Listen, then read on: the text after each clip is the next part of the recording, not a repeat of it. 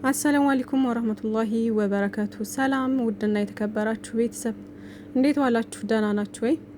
አማን ነው ከኔ ጋር ሁሉ ሰላም አልሐምዱሊላህ። ብሩኬ እንግዲህ መጥተዋል። ሙዚቃውን ሳይለንት አድርጌዋለሁ ጾም ስለሆነ አታዳምጡ ትላላችሁ። አይ ብቻ በላርፈ ተቀመጥ ልቤ ሞኙ እያለ በታምራት ደስታ ከች ብሏል። እኔም ሙሉን እንትን አላልኩትም ያው ስለማቀው ከዚህ በፊት እና ብሩክ አለማየሁ እንግዲህ ቤቱ ላይ እንደዚህ ፏፈሽ ብሎ ምናምን መጥቷል ማለት ነው። ያው ሙዚቃው እንትን ባይልም እነሱንም ይመጥን ባይሆንም ማለት ነው ውዶቼና ለማንኛውም እኔ በጨረቃዎች ማለት ነው መጨረሻቸውን እስከማይ ድረስ መቼም ተስፋ አልቆርጥም መቼም ቢሆን ማለት ነው። ምክንያቱም ቀላል አይደለም ውዶቼ፣ ቀላል አይደለም። አሁን ደግሞ እኮ በጣም እነሱ መሀል እየረበሸ ያለው ሶስተኛ ወገን ነው። በቃ ሶስተኛ ወገንም ቢያጸዱ በቃ እነሱ ሰላም ናቸው። እነሱ ችግራቸው መፍታት የሚከብዳቸው ልጆች አይደሉም። ይፈቱታል። በቃ አንዱ ሲሄድ አንዱ ይመጣል፣ አንዱ ሲሄድ አንዱ ይመጣል እና ሶስተኛ ወገን ነው የረበሸው። በዚህ ጓደኞቻቸው በዚህ ለፕራንክ የመጣችውም ሄዳለች ኦልሬዲ። ያችን ተገላገልን ስንል ደግሞ ሌላ ኮሽታ ደግሞ ጭራሽ ይባስ ብሎ ባዳው ይሻል ነበር። የምር ባዳ ቢሆን አሁን እኮ እዛ ጋ ብሩኬ ኤፍሬም አሁን ሌላ ሰው ቢሆን ሌላ ባዳ ቢሆን የምር አይለቀውም ነበር እኮ እስከዛ ድረስ ጭራሽ ታግሶ ምናምን ቆሞ ሁሉ እንትን አይልም፣ አይጠብቅም፣ አይታገስምም ሲጀምር ማለት ነው።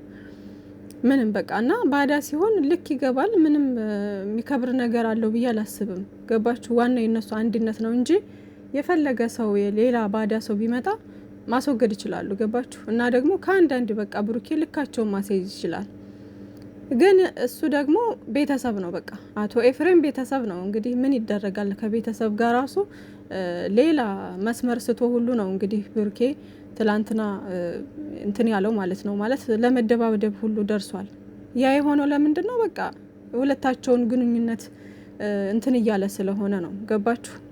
እና ከባድ ነው። ቤተሰብ በመሀል መግባት ማለት ይከብዳል። እና እዛ ጋር ላይቭ ላይ ተቀምጣችሁ ደግሞ በሰው ቁስል እንጨት ስደዱበት ነው። በሰው ላይ መፍረድ ቀላል ነው። ገባችሁ? በቦታው ስትሆኑ ነው የሚከብዳችሁ። ስለዚህ በማናቸውም ቦታ ላይ ሆናችሁ መረዳት መቻል አለባችሁ። አንዱን እየሰደባችሁ በቃ እንትን አትበሉ።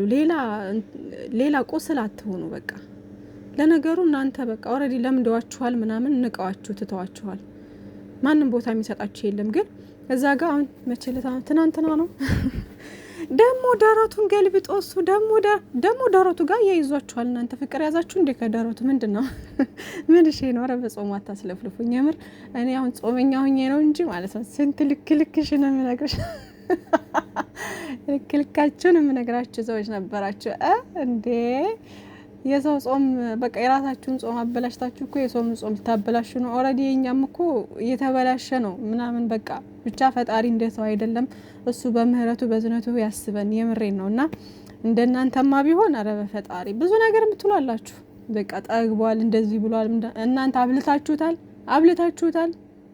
ሰርቶ ለፍቶ ነው እዚህ ጋር የተለወጠው። ሰው ሲለወጥ፣ ሰው ምርጥ ደረጃ ላይ ሲደርስ ማለት ነው፣ ስኬት በስኬት ላይ ሲሆን ልትደሰቱ ነው የሚገባችሁ።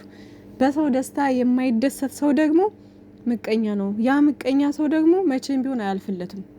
ሁልጊዜ የሰውን እንደተመለከተ እንዳረረ፣ ሁልጊዜ በምላሱ ብዙ ነገር እንደተናገረ ይኖራታል እንጂ መቼም ቢሆን የሰው ውድቀት የሚመኝ ሰው አልፎለት ደስተኛ ህይወት ኑሮ አያውቅም።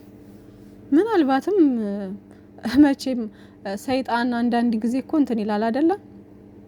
ምናልባት ከስንት አንድ ሊኖር ይችላል። ግን ደግሞ የመሬቱ ቢጣፍጥ የሰማዩ አይጣፍጥም። ስለዚህ ሁላችሁም ለራሳችሁ አስቡ፣ ለራሳችሁ ለህይወታችሁ አስቡ። በሰው ህይወት ገብታችሁ ከመፈትፈት ማለት ነውና በጣም ትገርሙኛላችሁ አንዳንድ ሰዎች። ለማንኛውም የትላንቱን ነገር ብናስብ፣ ትናንት ምርጥ ጊዜያቶችን ያሳለፉትን ጊዜ ብናስብ ጥሩ ነው። እና ሀይሚነት የኔ ቆንጆ በቃ ነገሮችን አሁን ያለው መፍትሄው ከሀይሚ ላይ ነው ብዬ አስባለሁ። ለምን እንደው ታውቃላችሁ?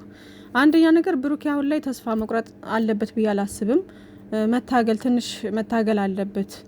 ምክንያቱም ከቤተሰብ ጋር ሆኖ ቢከብደውም እንኳ ማየት አለበት። ምክንያቱም ሀይሚዬ እሱን መለየት እንደማትፈልግ ኦልሬዲ ገብቶታል፣ ይገባዋልም። ገባችሁ? እሱን መለየት አትፈልግም ሀይሚዬ። እና ብሩኬ መረጋጋት መቻል አለበት፣ ሶብር ማድረግ አለበት ምናምን። እና ሀይሚዬ ደግሞ ያለውን ነገር ክሊር ማድረግ አለባት፣ ማጽዳት አለባት። ምንድነው እሱ በቃ ወንድሟን ማሳመን፣ ወደ ቤቷ መመለስ አለባት። ከዛ ውጭ ግን ለካሁን ትናንትና ችግሮችን ሳፈታ ወደ እኔ መተህ ሌላ ነገር ትላለክ ምናምን እያለች ነበርና ችግሮችን እኮ መፍታት የምትችሉት ሀይሚዬ አንድ ላይ ሆናችሁ ነው። ገባችሁ? ይሄ ችግር የብቻው ሳይሆን የሁለታችሁም ህይወት እስከሆነ ድረስ ሁለታችሁ ናችሁ መታገል ያለባችሁ እንጂ እሱ ብቻ እኮ አይደለም።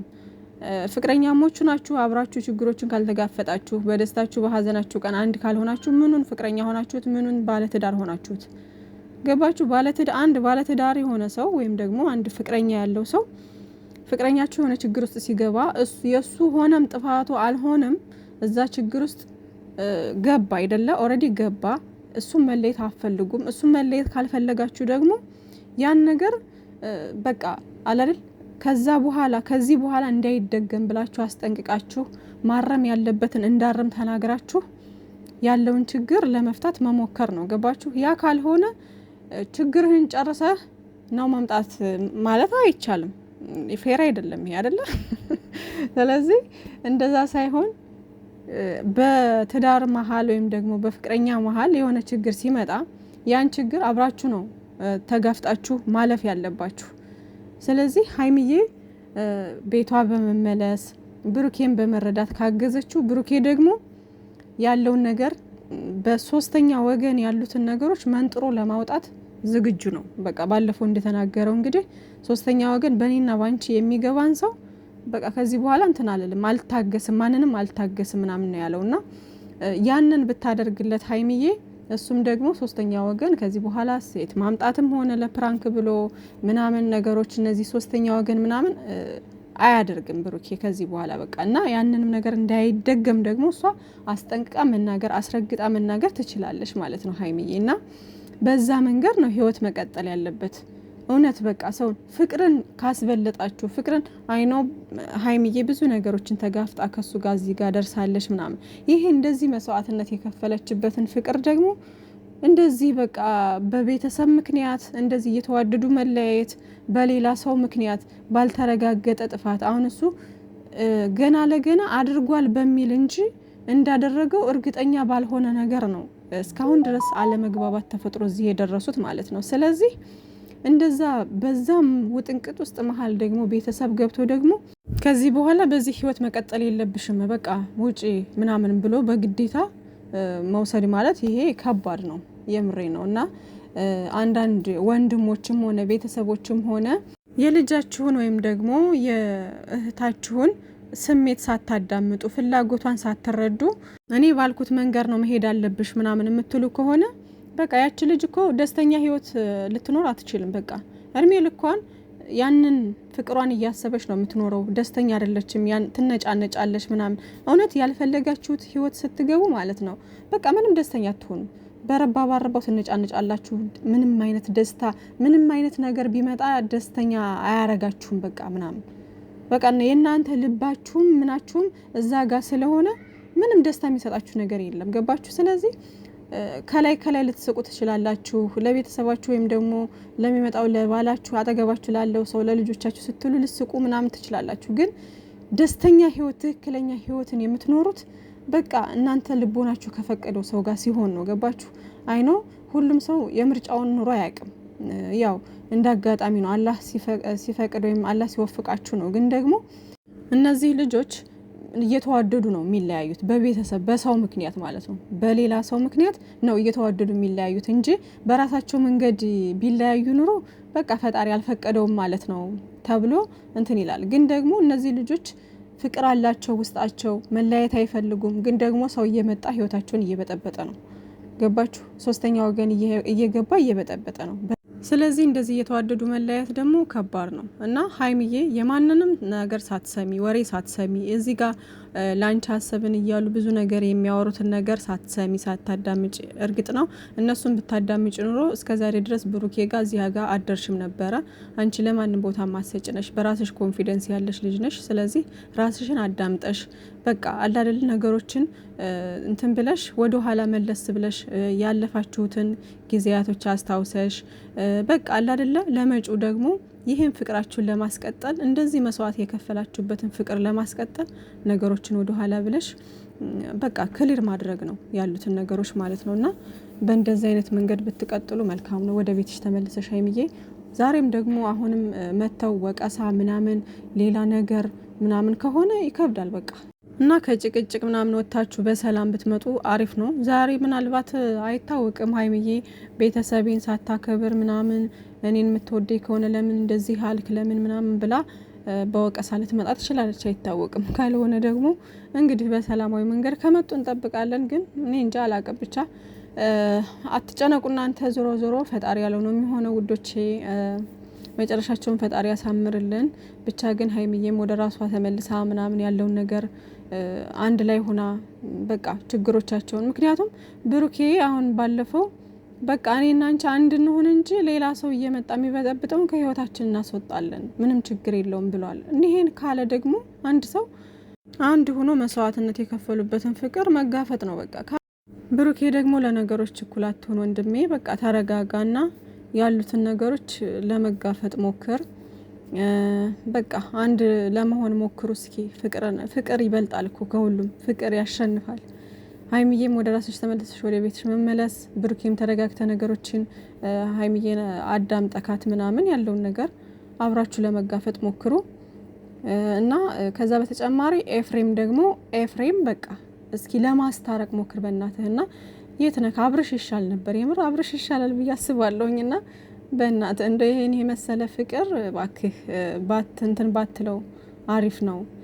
ለእህትህም ስትል ለሁሉም እንደዚህ የሚወዳቸው ኦዲየንሶች እንደዚህ ስንት በእነሱ ምክንያት የታመመ ስንት በቃ ራሱን ያጣ ስንት ነገር አለና በእነሱ ምክንያት ስንት ነገር መስዋዕትነት የተከፈለበት ፍቅር ከነሱ አልፎ ኦዲየንስ ራሱ ለዚህ ፍቅር መስዋዕትነት ከፍሏል። የምሬ ነው። እዚህ ድረስ አድርሶ አሁን ዛሬ መተህ አንተ በእናትህ እንደዚህ ለመረበሽ፣ ኧረ በፈጣሪ ወንድም ያስታርቃል እንጂ አያጣላም። እና አስታራቂ ሆነክ እንይክ ማለት ነው አቶ ኤፍሬም።